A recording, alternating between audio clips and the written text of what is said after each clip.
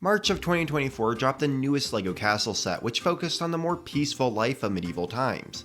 Or at least, that's what we thought. But the real question is, should you pick this set up? Medieval Town Square goes for $230 and has 3,304 parts. It has a total of 8 minifigures and 3 animals. The set comes in a LEGO Icons black box, and no matter the complaints people have about the build, this box is my least favorite part about the set. It's just ugly and makes this set feel like it has no life. Even the 2023 Magisto's Magical Workshop box art looked better than this. This is just my opinion, but black boxes don't look good. And in the case of this set, it just makes the set not look good. It makes the set look empty and like it has no life, when I feel like this set is actually the complete opposite of that. Speaking of graphic design choices, you get 2 instruction booklets. Now, while you built the 90th anniversary Lion Knight's castle, there were notes and bits of lore throughout the instructions that just enhanced the build experience. Another set that did this great was the Haunted House. This set has a few notes, but they aren't great and they just kind of feel forced. The second book doesn't even have any. The beginning of the first book has a few interesting details, but besides that, nothing good. Lion Knight's castle and Haunted House were filled with these notes,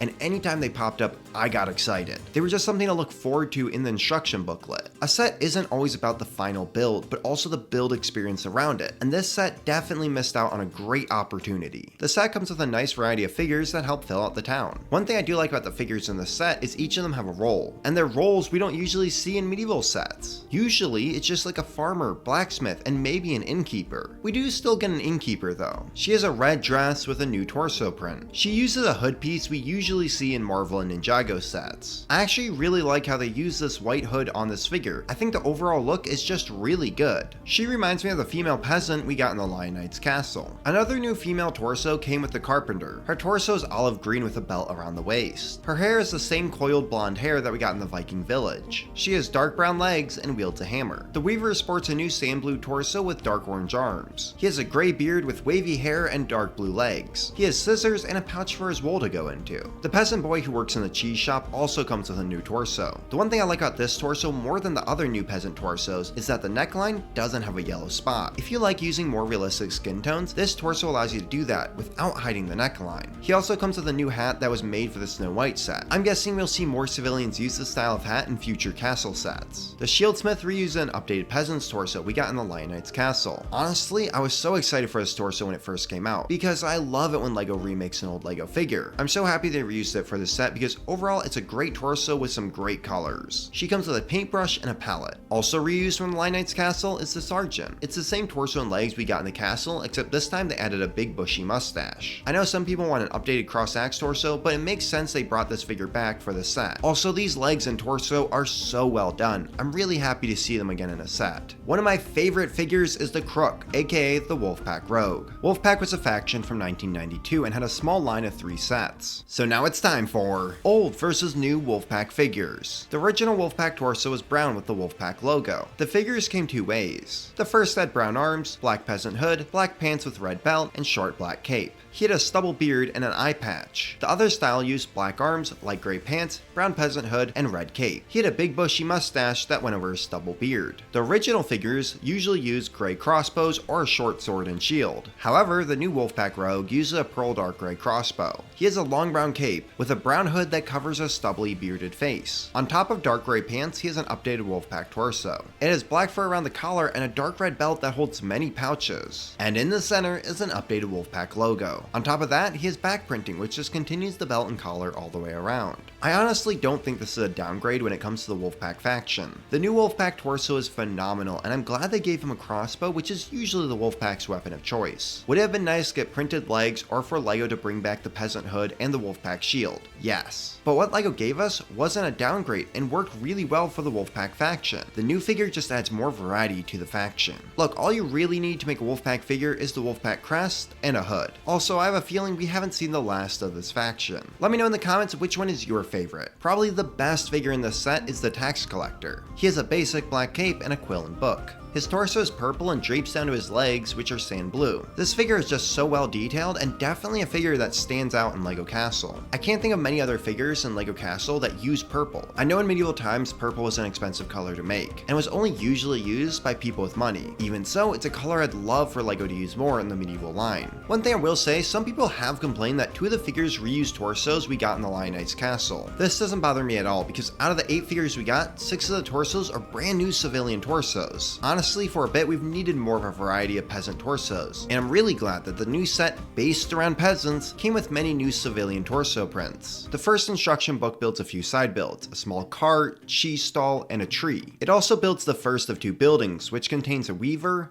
woodworker shop, and a cheese shop. The stall contains a lot of cheese that's made in the cheese shop and some different baked goods. This stall is in the same type of style as the one from the Lion Knight's castle, except a bit bigger. The cart is a small hand cart with a pitchfork, hay, and a barrel of honey. The final side build is the tree. LEGO designers love putting frogs into sets, and Medieval Town Square is no exception. The tree has a little green frog right next to the water. The tree is a good design, and uses some of these parts that we first saw in Ninjago Dragons. Now, something I wish they had done with this tree is made it black. In most of the new castle sets, the trees are black, just like they were in original LEGO Castle. At the end of the day, this is not something that makes the set worse or is an actual problem. I mean, the only people who really care about this are the hardcore castle fans. I think they did brown so it could be more generic for the average consumer. I will say all the parts that come in brown do come in black if you wanted to make a black tree for this set. The tree also has a few posters, including a wanted poster for the Wolfpack figure. When you build the tree, you also get this nice little axe and woodcutting stand. The building itself is divided up into 3 sections. The first section is the tapestry weaver. The build is white with black lines and a dark green door. The inside of the shop has a removable loom with a tapestry on it. The newest tapestry the weaver is making depicts set 375 and Knight's Joust. There is also a small fireplace and even a candle. In the back corner is different color wool for the weaver to use. The roof of the weaver's house is made out of dark brown plate modified 1x2 with 3 claws. This is used a lot for the roofs in the set, which I'm perfectly okay with because I love how it looks. We first saw this design in the Lion Knight's castle, and I'm still a big fan of it. I do like this simple technique that they used to put a window into the roof. I love that they made it so that the roof can curve over the top of the window. The middle part of the building is the woodworker's shop. It's made out of light bluish gray with dark green windows. The first floor of the shop is full of small builds that can be removed so that you can customize the layout. The front has a crane that can bring heavy objects up to the top floor. There's a crank on the side to control it. There's also a small knob to lock the crank in place. This final knob drops the trapdoor down so the carpenter can get to the second floor. I love it when LEGO gives ways to get to a higher area. I also love that when you close up the building, it hides these knobs. In the 90th anniversary castle, I loved all the play features that they added, so I'm glad that they try to find some ways to incorporate a few into this set. The second floor has some extra wood and even 2 wheels and axle to start a second cart with. The roof for the carpenter's shop is tan and can be removed. This building and the cheese factory use the same style of roof that we saw in the Viking village. The cheese shop has a dark tan roof and is tan and brown. The roof can be pulled off for full access to the interior. The front door is this new 1x4x6 with window and stud handle. I'm so happy they made this a piece because it's something that castle fans have really been needing. Besides the bucket of milk and a chair, the shop has a bunch of different cheeses. There's also a stove and a counter where the cheese is made. They're not just decorations on the inside of the building, but also on the outside. Next to the weaver is a small garden and a beehive. With the beehive is this printed bee part that you can find multiple of around the building. Beyond the woodworker's shop is a small awning with a barrel and tree. My favorite part is around the cheese shop. There is a fence that runs around the outside to keep a goat in. It's a simple design, but I quite like it. There is also a removable water trough. Overall, I love this first building. The color scheme on it is great, and I love how good it looks closed up. There is this one tiny crack between the woodworker's shop and weaver's house when it's closed up, but it's barely noticeable unless you're looking for it. While building the cheese factory, there are 3 animals. You get a white kitten, a dark orange squirrel, and a dark gray goat. This is the 3rd version of goat that we have gotten. Now, why is it a big deal that this set came with a goat? The first time we got a goat was in Mill Village Raid in LEGO Kingdoms. For a long time, that was the only set that came with goats. And because of that, the price of goats shot up on the secondhand market. We then got a plain white goat in CMF Series 25. The one that came in this set is unique compared to the last 2, because it's dark gray instead of a white base. Personally, the dark dark gray just kind of feels off to me. For the record, it might just be because of how dark it is compared to the last two. I think tan, brown, or another mixed color like we got with the first goat would have been better. Still really glad we got a goat in the set and that it's a unique color. I feel like with all the hype around LEGO goats for the last few years and its connection to LEGO Castle, this was the perfect set to put a goat into.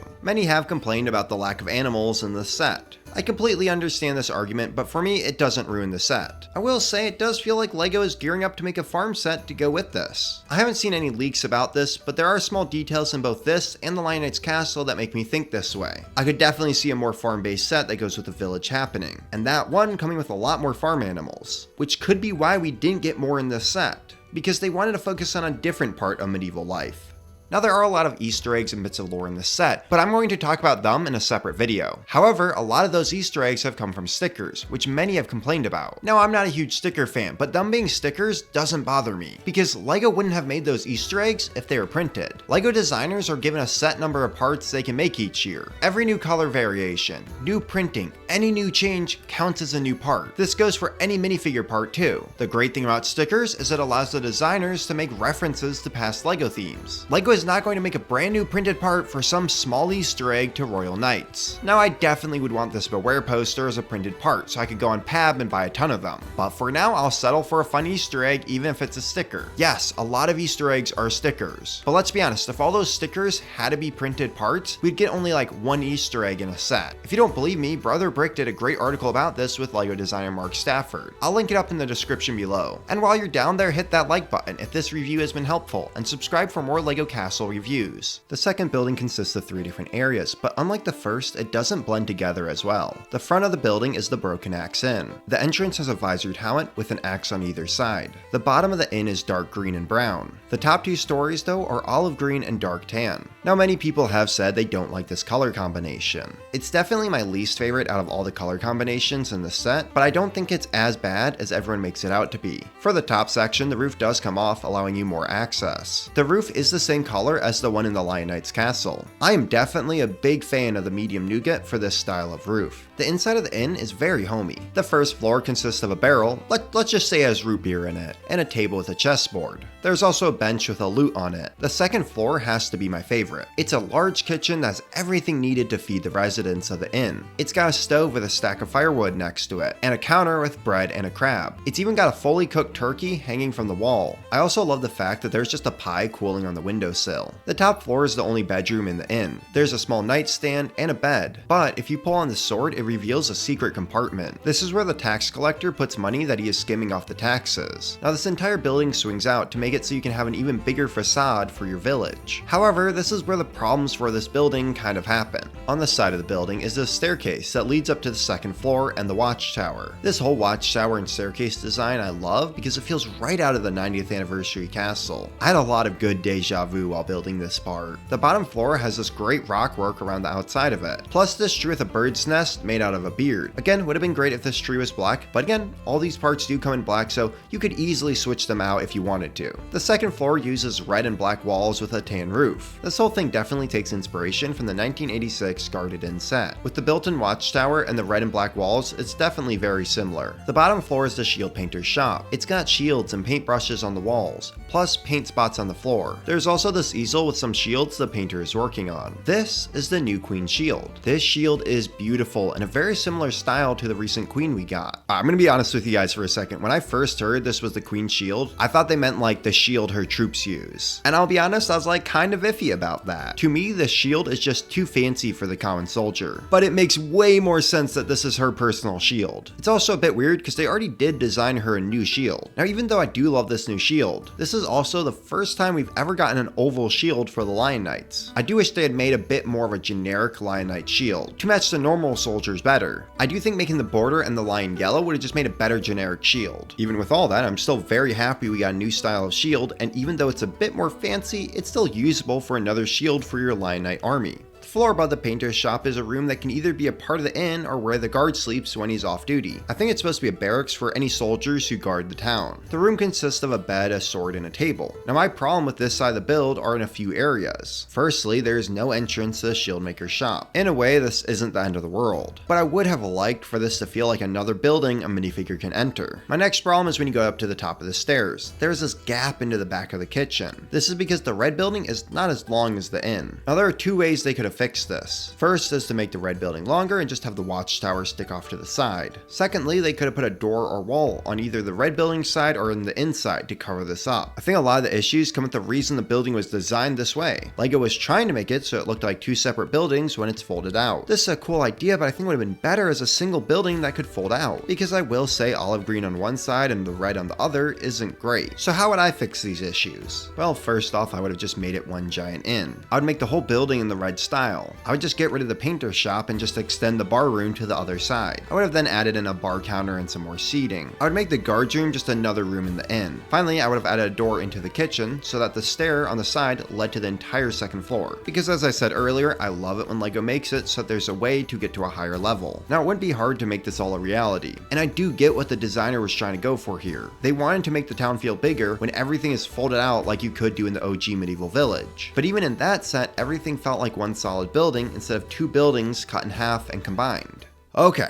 I know this has been a lot of nitpicking so far, so what do I think about this set as a whole? I actually really like it. When it comes to the build, I had a good time building it. Now I will say this, I really enjoy building buildings. When I mock, I usually do buildings. It's just my comfort area when it comes to LEGO. Like there is something so satisfying about seeing a building come together. This set is no exception. Now it's not as detailed as the blacksmith set, but it also won't be. For the blacksmith, LEGO put the entire budget of the set, making that the most detailed medieval building we have ever gotten. Whereas in this set, there are side builds and multiple buildings you are making. So the parts in the set are more spread out. While talking about the blacksmith, I will say that set is way too big to fit next to the village. I mean, you can do it, just to me it looks too big. At some point, I'd love to see someone do a reworkable of how to scale a blacksmith down to the village size. Another set people have compared this to is the Lion Knight's Castle. I have screamed it from the mountains how much I love that set, but that's another set that's not fair to compare the village to. Again, that is one solid structure with a lot of parts which allowed LEGO designers to add many levels and secret passageways, and just make it one of the best castles LEGO has ever made. So saying that the build experience won't compare between these two sets makes sense, because it won't. Even with all that to say, this was still an enjoyable build for me. I'm also glad LEGO made this set to go with the castle and made a lot of the styles and lore connect the two. And they didn't just make a village that had nothing to do with the castle. I do think LEGO should make this like modulars and every year or every other year release a new building that goes with the town. One complaint I have heard about this set is that it doesn't have much life to it, but I disagree with that. There might not be a ton of stalls, animals, and other stuff, but there's a ton of detail inside the buildings. Like the 2009 Medieval Market Village, the buildings were pretty empty on the inside, while in this set each area is heavily decorated and has tons of accessories that show off how the village lives. Like just the level of detail on the floor of the cheese shop is amazing. I also love that all the buildings have torches and fireplaces to give the effect that they have lighting sources. Another feature that brings more life to the town is these signs for all the different shops. Now, should you get this set? Personally, I would say if you are a LEGO Castle fan or a medieval fan, you should definitely get it. But wait till there's a good GWP you want or double points. Even though I like this set, $230 is a lot of money. Don't go crazy in debt just to get this set. I think waiting is a perfectly fine thing to do. I definitely know my younger self would have had a blast playing with this set. And I know current me is going to really enjoy having this one on my shelf. I will say if you haven't got the Lion Knight's Castle yet and you want to get this set, save up the extra money to get the castle because it's so worth it in my opinion. Also, this set just came out, so you'll have a bit of time to get it. Always get the old set first. And if you have the Lion Knight's Castle, I would definitely recommend this set because it's so much fun to be able to have them together. However, if you are someone who is looking for a set with crazy new design techniques and very difficult building styles, this set isn't for you, and there's nothing wrong with that. Not every LEGO Icon set needs to change the game when it comes to LEGO. As always, this is just my opinion. I hope my opinion and the details I've shown help you to decide if you should get it or maybe pass over it. Either way, let me know your thoughts in the comments down below. And look out for my future video about how this set connects to the greater castle world.